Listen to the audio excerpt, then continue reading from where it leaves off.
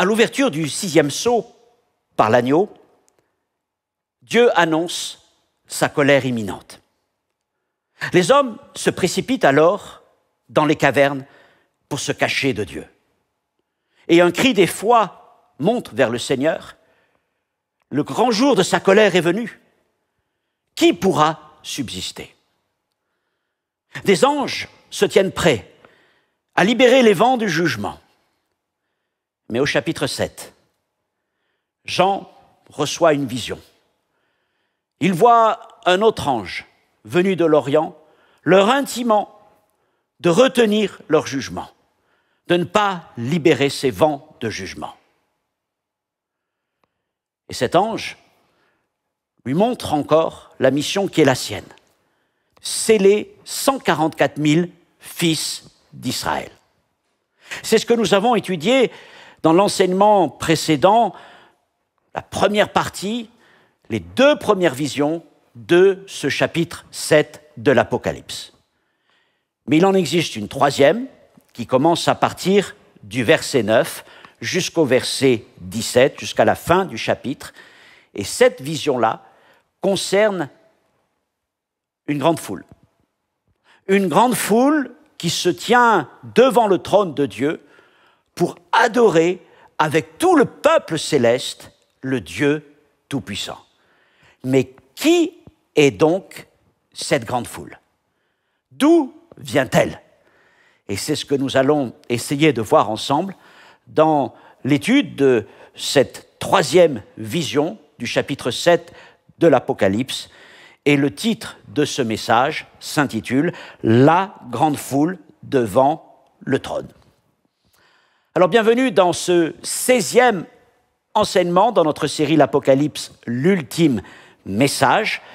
Comme d'habitude, vous retrouverez dans le descriptif de cette vidéo sur nos différentes chaînes YouTube un lien vers les notes de ce message, un lien vers le podcast si vous préférez plutôt écouter cet enseignement. Nous allons lire Apocalypse chapitre 7 versets 9 à 17, puis nous prendrons le temps de prier avant de nous lancer dans l'étude de cette merveilleuse vision. Apocalypse 7 verset 9. Après cela, je regardais et voici, il y avait une grande foule, que personne ne pouvait compter, de toute nation, de toute tribu, de tout peuple et de toute langue. Et ils se tenaient devant le trône et devant l'agneau, revêtus de robes blanches et des palmes dans leurs mains. Et ils criaient d'une voix forte en disant « Le salut est à notre Dieu qui est assis sur le trône et à l'agneau ».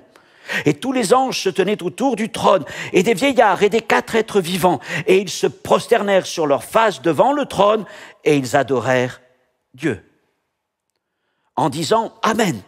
La louange, la gloire, la sagesse, l'action de grâce, l'honneur, la puissance et la force soient à notre Dieu au siècle des siècles. Amen. Et l'un des vieillards prit la parole et me dit « Ceux qui sont revêtus de robes blanches, qui sont-ils et d'où sont-ils venus ?» Je lui dis « Mon Seigneur, tu le sais. » Et il me dit « Ce sont ceux qui viennent de la grande tribulation. Ils ont lavé leurs robes et ils les ont blanchies dans le sang de l'agneau. C'est pour cela qu'ils sont devant le trône de Dieu et le servent jour et nuit dans son temple. Et celui qui est assis sur le trône dressera sa tente sur eux. Ils n'auront plus faim, ils n'auront plus soif, et le soleil ne les frappera point, ni aucune chaleur. Car l'agneau qui est au milieu du trône les paîtra et les conduira aux sources des eaux de la vie, et Dieu essuiera toute larme de leurs yeux. Seigneur, merci encore pour la grâce de pouvoir ouvrir ta parole ensemble dans cette magnifique vision du chapitre 7, cette vision céleste, glorieuse de cette grande foule qui t'adore. Et Père, je te prie de me permettre d'être un interprète, Seigneur mon Dieu, de ce message, en te priant encore une fois de me donner, Seigneur, de me préserver de tout jugement hâtif, Seigneur, de retrancher, d'ajouter, de tordre le sens des Écritures. Et Seigneur, je te prie de me garder et de nous garder tous dans un esprit d'humilité à l'égard de la beauté de ces textes, mon Dieu. Amen. Dans ce chapitre 7, il y a donc 3 visions. La première, verset 1er, Nous l'avons étudié dans l'enseignement précédent, une vision de retenue.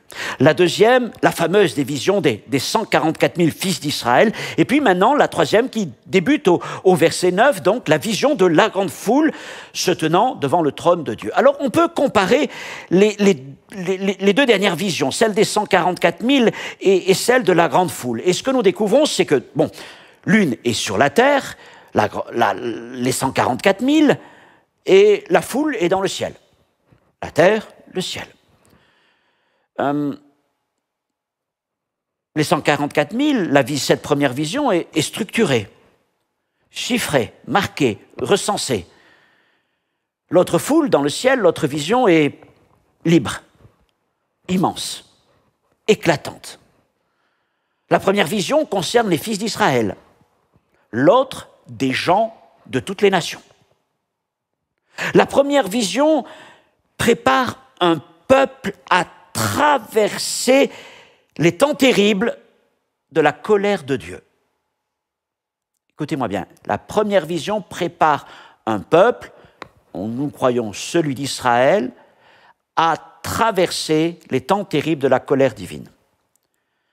La deuxième vision célèbre la victoire éternelle d'un peuple ayant traversé fidèlement la grande tribulation. La première vision nous parle d'un peuple qui va traverser la colère divine.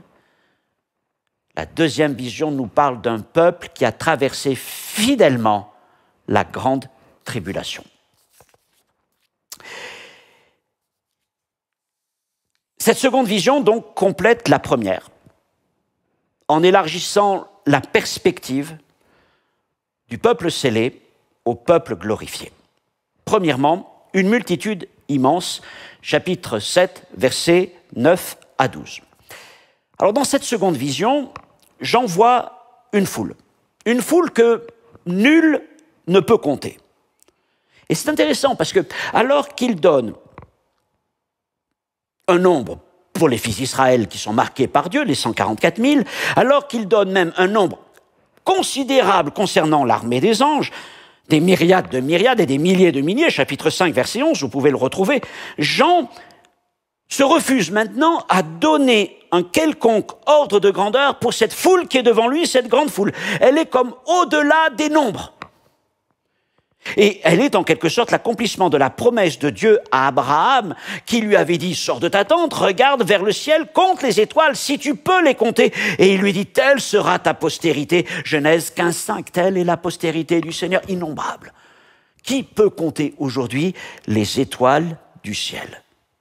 Cette foule est aussi constituée par des hommes, des femmes, de toute nation, de toute tribu, de tout peuple et de toute langue. Alors que dans la première vision, c'était le peuple des fils d'Israël. Et là, il la voit devant le trône. Pas autour comme les 24 anciens, pas en retrait comme les anges, mais debout, face à Dieu, à l'endroit même où brûlent les 7 lampes ardentes, chapitre 4, verset 5, lampes qui sont le symbole du Saint-Esprit. Peut-être est-ce une manière de dire que ceux que l'Esprit Saint a sanctifiés et préparés sur terre sont maintenant pleinement glorifiés auprès de Dieu.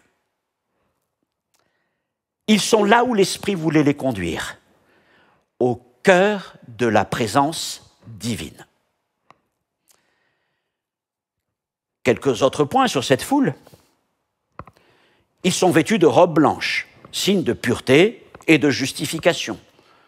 Ils tiennent des palmes. Alors dans Jean chapitre 12, verset 13, la foule acclame l'arrivée de Jésus à Jérusalem avec des branches de palmiers. Et il y a là donc une image messianique et royale. Les palmes sont souvent des symboles de victoire et de fête. Elles sont particulièrement associées à la fête des tabernacles, la fête de Sukkot dans l'Ancien Testament, voire Lévitique 23. Ici, cette foule qui tient des palmes célèbre la pleine présence de Dieu, le plein repos. Elle se tient dans le véritable tabernacle éternel. Alors, Sukkot, donc, veut dire tente, cabane, tabernacle. Et il est intéressant de lire au verset 15 cette phrase « Celui qui est assis sur le trône dressera sa tente sur eux ». Il va dresser la véritable cabane, la véritable soukha sur cette grande foule qui est maintenant dans sa présence.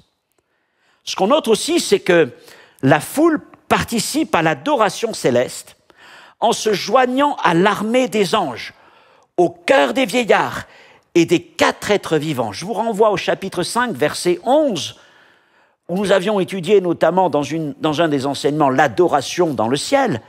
Et là, nous voyons donc cette grande foule se joindre à cette extraordinaire louange et adoration qui monte devant notre Dieu. Alors que Jean les observe,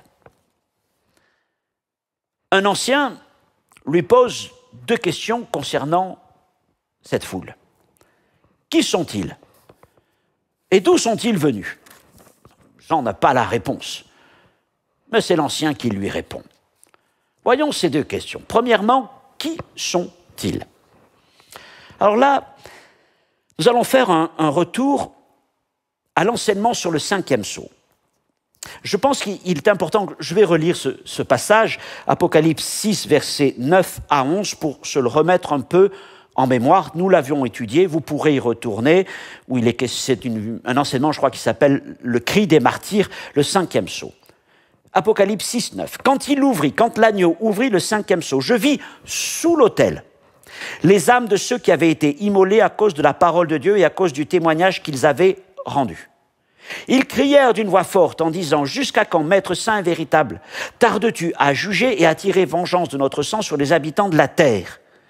Une robe blanche fut donnée à chacun d'eux, et il leur fut dit de se tenir encore dans le repos quelque temps, jusqu'à ce que fût complet le nombre de leurs compagnons de service et de leurs frères qui devaient être mis à mort comme eux. Dans cette vision du chapitre 6, Jean voit sous l'autel de Dieu, alors l'autel c'est un symbole de consécration et de sacrifice, il voit sous l'autel de Dieu les âmes de ceux qui ont été immolés, nous appelons les martyrs. Je rappelle que martyr veut dire les témoins. Ils ne sont pas en repos, mais ils sont agités.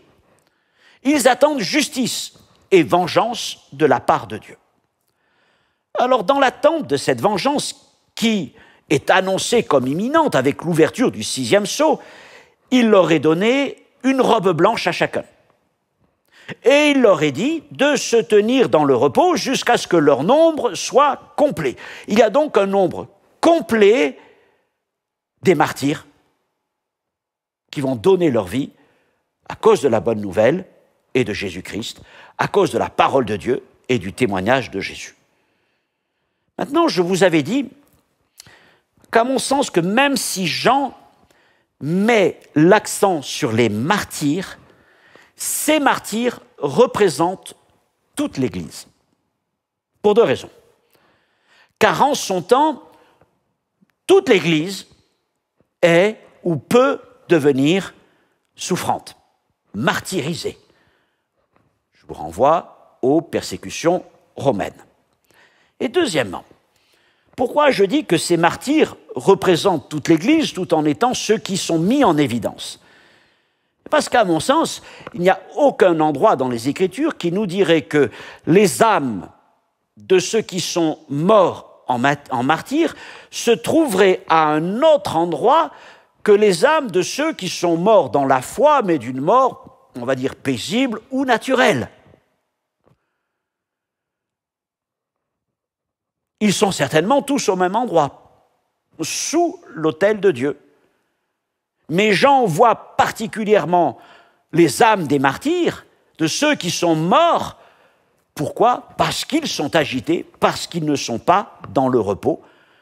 Mais à mon sens, Jean ne nous dit pas qu'il y aurait comme deux peuples dans le ciel, celui des martyrs et celui des non-martyrs. Non, ils forment un tout, mais les martyrs sont mis en avant.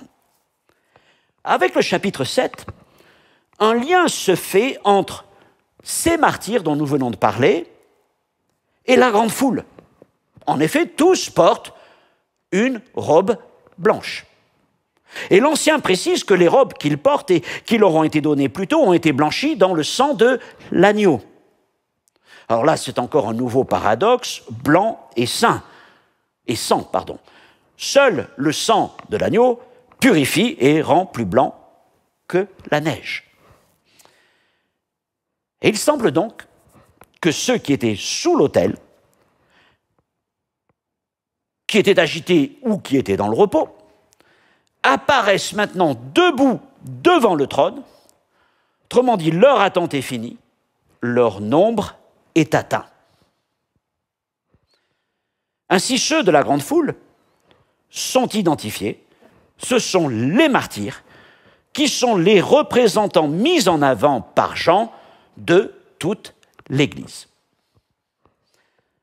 Deuxième question, posée par l'Ancien, d'où sont-ils venus? Et il répond, quant à leur origine, ce sont ceux qui viennent de la grande tribulation. Alors voilà un terme qui a fait couler aussi beaucoup d'encre. Elle est évoquée ici comme une période d'épreuve ultime. Je ne m'y arrête pas plus longtemps aujourd'hui, car elle fera l'objet d'un enseignement à part consacré au lien entre tribulation, colère de Dieu et jour du Seigneur. En tout cas, l'expression grecque que l'Ancien emploie suggère que ces membres de la grande foule, ces gens, n'ont pas été épargnés de l'épreuve, mais ils en sont sortis.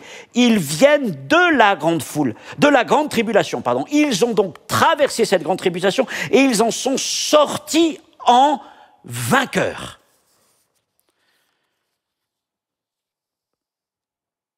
Qu'est-ce que c'est que sortir en vainqueur? Bien, Apocalypse chapitre 2, versets 10 et 11, nous l'avait déjà dit. C'est dans la lettre à l'église de Smyrne, parole de Jésus, « Ne crains pas ce que tu vas souffrir. Voici, le diable jettera quelques-uns de vous en prison, afin que vous soyez éprouvés. Vous aurez une tribulation de 10 jours. Sois fidèle jusqu'à la mort, et je te donnerai la couronne de vie. » Que celui qui a des oreilles entende ce que l'Esprit dit aux églises. Celui qui vaincra n'aura pas à souffrir la seconde mort. Alors, on va essayer de faire maintenant, quatrièmement, une synthèse de cette vision. Si cette foule, se tenant devant le trône de Dieu, représente bien les martyrs glorifiés, c'est que leur nombre est complet. Ils ne sont plus dans l'agitation, ils sont dans la joie. Ils ont reçu une palme qu'ils tiennent.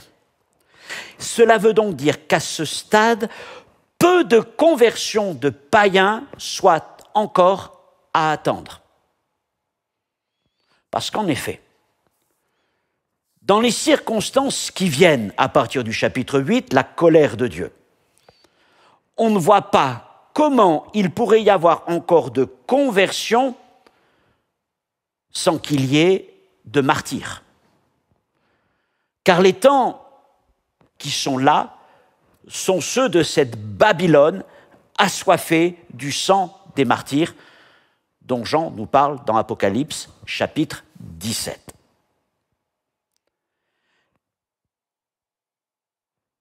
Le nombre des martyrs est complet, et s'il en est ainsi, alors l'œuvre de Dieu parmi les nations l'est aussi.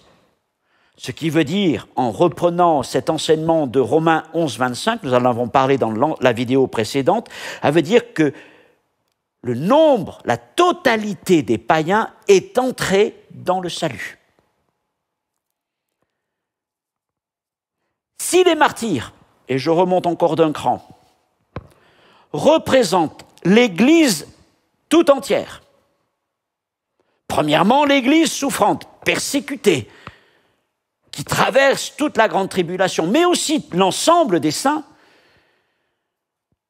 alors la foule céleste, venue de toutes les nations, représente donc l'Église glorifiée dans le ciel après avoir été martyrisée pour certains sur terre.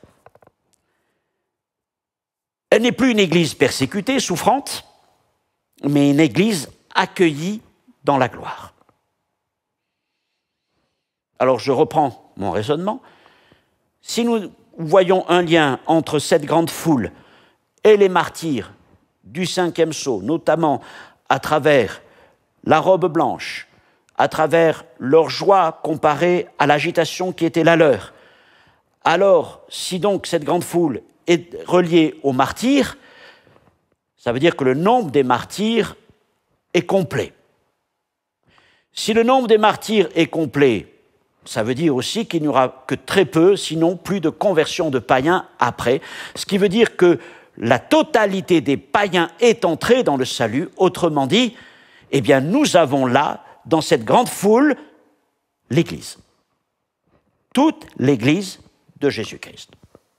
Alors ça nous amène à un autre point. Si l'Église peut être identifiée à cette grande foule, cela veut dire que la résurrection et l'enlèvement ont eu lieu. Ah, je le reconnais. Jean ne parle ni de l'un ni de l'autre. Mais il n'a pas vraiment besoin de le faire, puisqu'il écrit 45 ans après les enseignements de l'apôtre Paul, notamment dans 1 et 2 Thessaloniciens, ou dans 1 Corinthiens 15, où Paul avait déjà enseigné clairement ce qu'il en était de la résurrection des saints et de l'enlèvement de l'Église, et notamment, il avait bien précisé que ces événements précéderaient la colère, 1 Thessaloniciens 5,9, car Dieu ne nous a pas destinés à la colère, mais à l'acquisition du salut par notre Seigneur Jésus-Christ. Et je pourrais aussi rajouter, mais juste en le mentionnant rapidement, sans le développer, nous le ferons un peu plus tard, ce qu'il mentionne dans 2 Thessaloniciens chapitre 2, où il écrit pour ce qui concerne l'avènement de notre Seigneur Jésus-Christ et notre réunion. Notre réunion avec lui. Nous vous prions, frères, de ne pas vous laisser ébranler facilement dans votre bon sens. Je passe ce verset 2. Que personne ne vous séduise d'aucune manière, car il faut que l'apostasie soit arrivée auparavant, qu'on ait vu paraître l'homme du péché, le fils de la perdition, l'adversaire qui s'élève au-dessus de tout ce qu'on appelle Dieu, de tout ce qu'on adore, jusqu'à s'asseoir dans le temple de Dieu, se proclamant lui-même Dieu. Et il est ici question de ce que Daniel ou Jésus appelle l'abomination de la désolation, la profanation du sacré par ce fils de la perdition, encore connu sous le nom de l'Antichrist, qui va ensuite déclencher une période intense de grande persécution que Jésus appelle la grande détresse. Et le mot détresse, c'est le même mot que tribulation dans le livre de l'Apocalypse au chapitre 7, celui que nous voulons lire il y a quelques instants, la grande tribulation. La grande tribulation est déclenchée par la manifestation publique de cet Antichrist. Ce qui veut dire que donc, l'Église a vu cet Antichrist paraître. Elle traverse cette grande tribulation, mais elle est enlevée. Ensuite, avant le déclenchement de la colère de Dieu. Alors là, je vous donne beaucoup d'informations ce soir, mais nous y reviendrons en détail. Je ne fais que l'esquisser, je ne vous demande pas ce soir de les retenir. Il y aura beaucoup de choses à détailler et à appuyer et à confirmer au fur et à mesure que nous avançons. Cinquièmement, une promesse accomplie. Versets 15 à 17. Cette foule n'est pas oisive, cette grande foule. Elle adore Dieu, et il est même dit qu'elle sert Dieu jour et nuit. Et le verbe ici parle d'un service en tant qu'adorateur. Elle adore le Seigneur. Dieu déploie sa tente sur eux, signifiant qu'il est dorénavant leur abri éternel, qu'ils ne souffriront plus, qu'ils n'auront plus de faim, plus de soif, ils ne souffriront plus le soleil brûlant. Ce sont des rappels par exemple d'Ésaïe 49, verset 10, « Ils n'auront pas faim, ils n'auront pas soif, le mirage et le soleil ne les feront point souffrir, car celui qui a pitié d'eux sera leur guide et il les conduira vers des sources d'eau. » C'est presque une citation intégrale de ce verset. Nous avons encore une reprise de ce passage dans Apocalypse 21, verset 4. Et là, nous sommes dans les temps éternels. « Il essuiera toute larme de leurs yeux, la mort ne sera plus, il n'y aura plus ni deuil, ni cri, ni douleur, car les premières choses ont disparu. » Et surtout, et c'est le point, je veux dire le point d'orgue de cette vision, de cette fin de chapitre, l'agneau qui est au milieu du trône les paîtra. Autrement dit, l'agneau devient berger.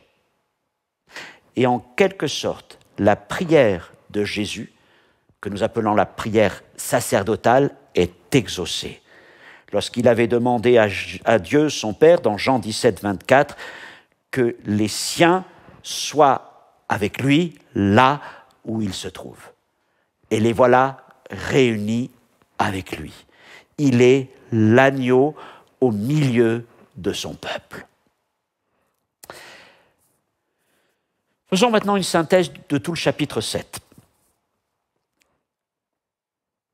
Deux visions. J'ai mis dans le titre, on aurait pu marquer 3 visions, mais la première est un peu à part, c'est celle de la retenue. En tout cas, 2 visions et un seul dessein.